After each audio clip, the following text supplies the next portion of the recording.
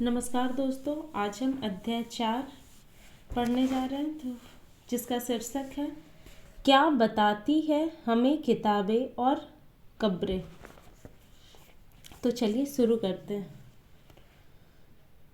पुस्तकालय में मैरी। जैसे ही घंटी बजी, शिक्षक ने छात्रों को अपने साथ आने को कहा। आज वे पहली बार पुस्तकालय जा रहे थे। मैरी ने देखा कि पुस्तकालय उसकी कक्षा से काफ़ी बड़ा था और वहाँ किताबों से भरे कई रैक थे। कोने में एक अलमारी थी जो मोटी मोटी किताबों से भरी थी। मैरी को एक अलमारी खोलने की कोशिश करते देख शिक्षक ने कहा, उस अलमारी में अलग अलग धर्मों से जुड़ी हुई महत्वपूर्ण किताबें हैं। क्या तुम्हें मालूम है कि हमारे पास वेदों का भी एक संग्रह है। मैरी सोचने लगी, वेद क्या है? चलो पता लगाए। दुनिया के प्राचीनतम ग्रंथों में एक। शायद तुमने वेदों के बारे में सुना होगा। वेद 4 है, ऋग्वेद, सामवेद, यजुर्वेद तथा अथर्ववेद। सबसे पुराना वेद है ऋग्वेद, जिसकी रचना लगभग 3500 साल पहले हुई। ऋग्वेद में 1000 से ज़्यादा प्रार्थनाएं हैं जिन्हें सूक्त कहा जाता है। सूक्त का मतलब है अच्छी तरह से बोला गया। ये विभिन्न देवी देवताओं की स्तुति में रचे गए हैं। इनमें से 3 देवता बहुत महत्वपूर्ण हैं, अग्नि, इंद्र और सोम। अग्नि आग के देवता, इंद्र युद्ध के देवता और सोम एक पौधा है जिससे एक खास पेय बनाया जाता था। वैदिक प्रार्थनाओं की रचना ऋषियों ने की थी। आचार्य विद्यार्थियों को इन्हें अक्षरों, शब्दों और वाक्यों में बांटकर शास्वर पाठ द्वारा कंठस्थ करवाते थे। अधिकांश सूक्तों के रचयिता सीखने और सिखाने वाले पुरुष थे। कुछ प्रार्थनाओं की रचना महिलाओं ने भी की थी। ऋग्वेद की भाषा प्राक संस्कृत या वैदिक संस्कृत कहलाती है। तुम स्कूल में जो संस्कृत पढ़ती हो उससे यह भाषा थोड़ी भिन्न है।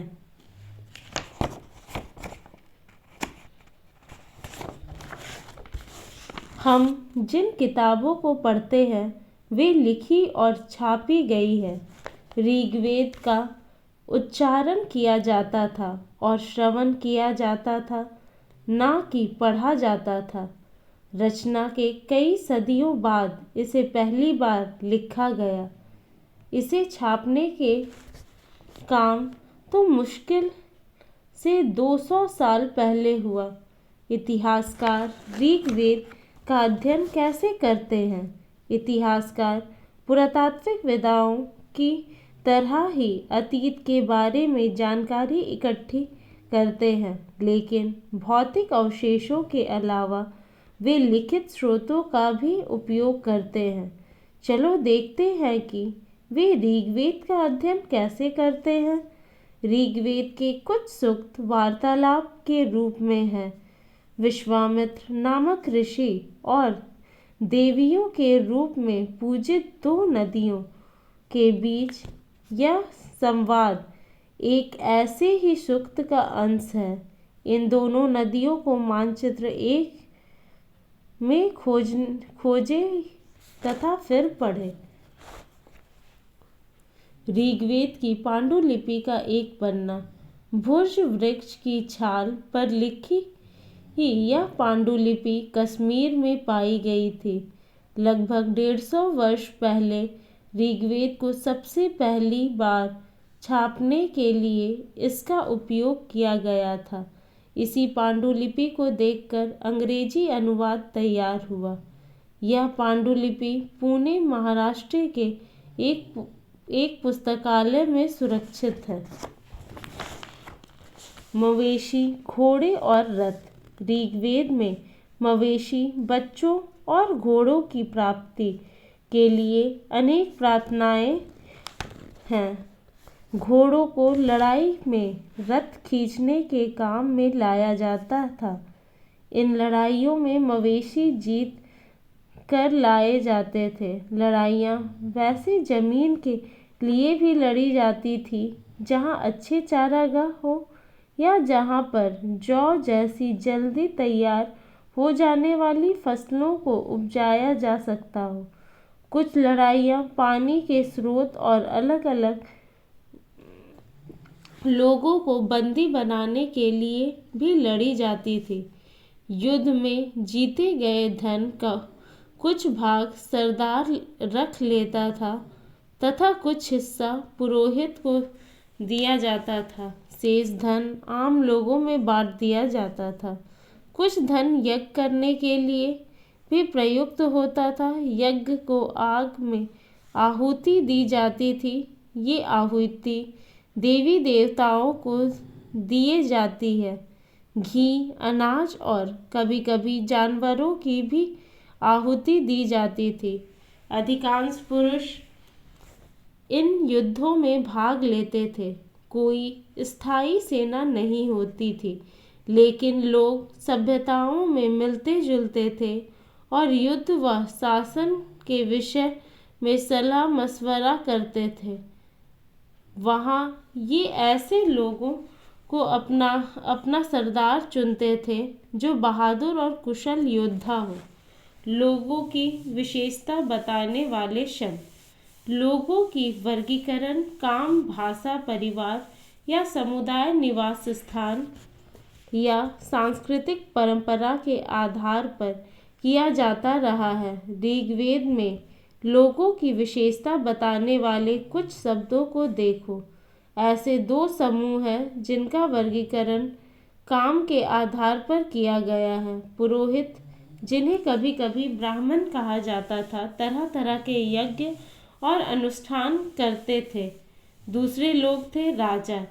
ये राजा वैसे नहीं थे जिनके बारे में तुम बाद में पढ़ोगी।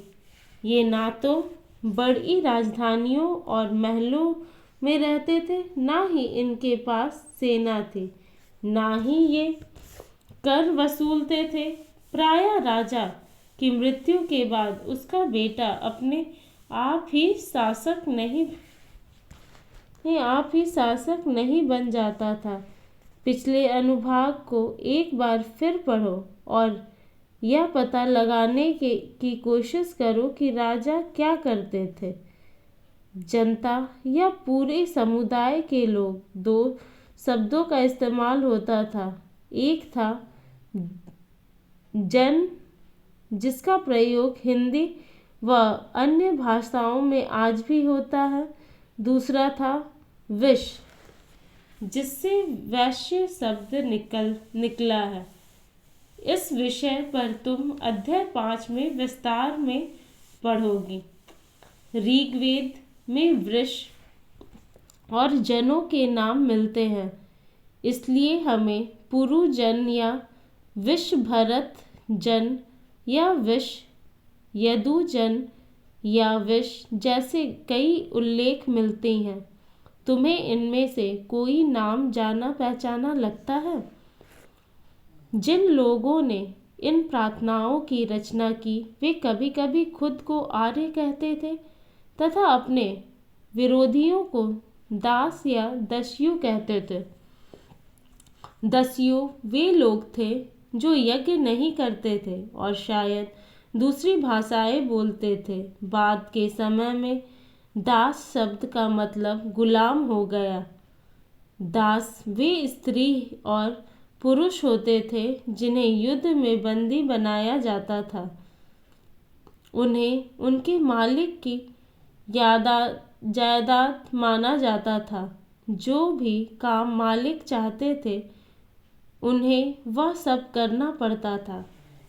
जिस युग में उपमहाद्वीप के उत्तर पश्चिम में ऋग्वेद की रचना हो रही थी, उसी समय दूसरी जगह पर एक अलग तरह का विकास हो रहा था।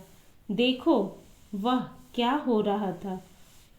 खामोश प्रहरी कहानी महापाषाणों की। अगले पृष्ठ के चित्रों को देखो।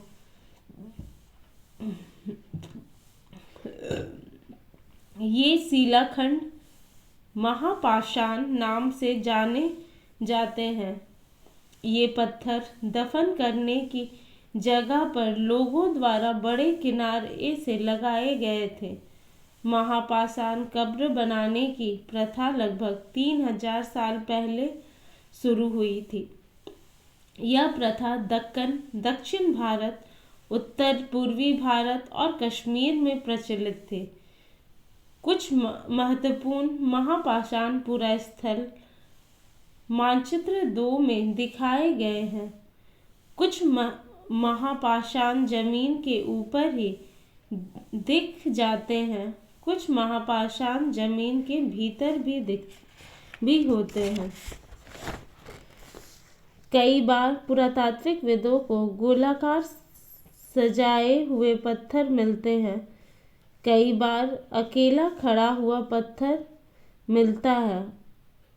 ये ही एकमात्र प्रमाण है जो जमीन के नीचे कब्रों को दर्शाते हैं। महापाषाणों के निर्माण के लिए लोगों को कई तरह के काम करने पड़ते थे।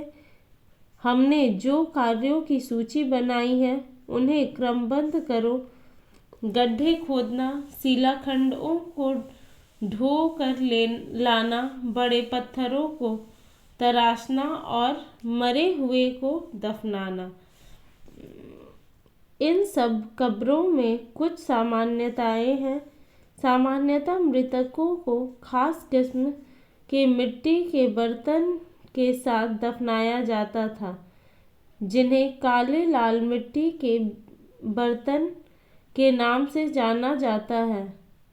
इसके साथ ही मिले और लोहे के औजार और हथियार, घोड़े के कंकाल और सामान्यतः तथा पत्थर और सोने के गहने।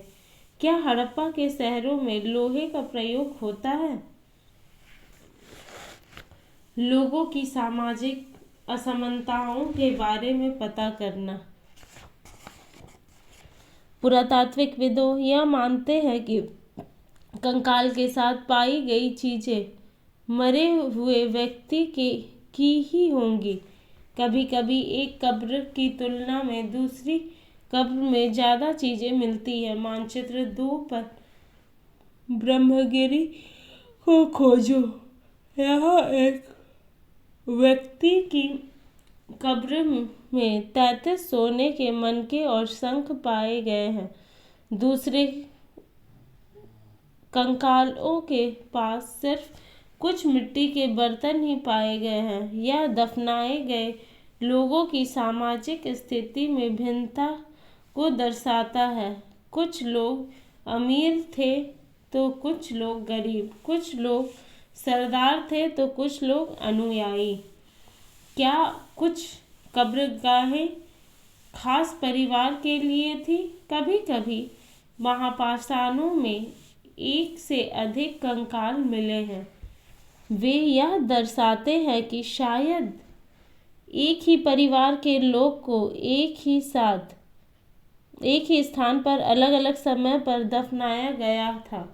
बाद में मरने वाले लोगों को पोर्टहोल के रास्ते कब्रों में डालकर दफनाया जाता था। ऐसे स्थान पर गोलाकार लगाए गए पत्थर या चट्टान चिन्हों का काम करते हैं। यहाँ लोग आवश्यकता अनुसार शवों को दफनाने दोबारा आ सकते हैं। इनाम गांव के एक विशिष्ट व्यक्ति की कब्र। मानचित्र 2 में इनाम गांव को खोजो। यह भीमा की सहायता नहीं, नदी घोड़े के किनारे एक जगह है। इस जगह पर 3600 से 2700 साल पहले लोग रहते थे। यहाँ वयस्क लोगों को प्रायः गड्ढे में सीधा लिटाकर दफनाया जाता था। उनका सिर उत्तर की ओर होता था। कई बार उन्हें घर के अंदर ही दफनाया जाता था। ऐसे बर्तन जिसमें शायद खाना और पानी हो दफनाए गए शव के पास रख दिया जाता था। एक आदमी को 5 कमरों वाले मकान के आंगन में 4 पैरों वाले मिट्टी के एक बड़े से संदूक में दफनाया गया था। बस्ती के बीच में बसा यह घर गांव के सबसे बड़े घरों में से एक था। इस घर में एक अनाज का गोदाम भी था। 100 के पैर मुड़े हुए थे। क्या तुम्हें लगता है कि यह किसी सरदार का शव है? अपने जवाब के कारण बताओ। धन्यवाद दोस्तों। इनाम गांव के लोगों के काम धंधे। इनाम गांव में पुरातात्विकविदों को गेहूं, जौ, चावल, दाल, बाजरा, मटर और तिल के बीज मिले हैं। कई जानवरों की हड्डियां भी मिली हैं और कई हड्डियों पर काटने के निशान से यह अंदाजा हो जाता है कि लोग इन्हें खाते होंगे। गाय, बैल, भैंस, बकरी, भेड़, कुत्ता, घोड़ा, गधा, सूअर, सांभर, चितकबरा, हिरण, कृष्ण मृग, खरहा, नेवला, चिड़िया, घड़ियाल, कछुआ, केकड़ा और मछली की हड्डियां भी पाई गई हैं। ऐसे साक्ष्य मिले हैं कि बेर, आंवला, जामुन, खजूर और कई तरह की रसभरियां एकत्रित की जाती है। इस प्रमाण के आधार पर इनाम गांव के लोग के साथ काम धंधा की एक सूची बनाओ। धन्यवाद दोस्तों।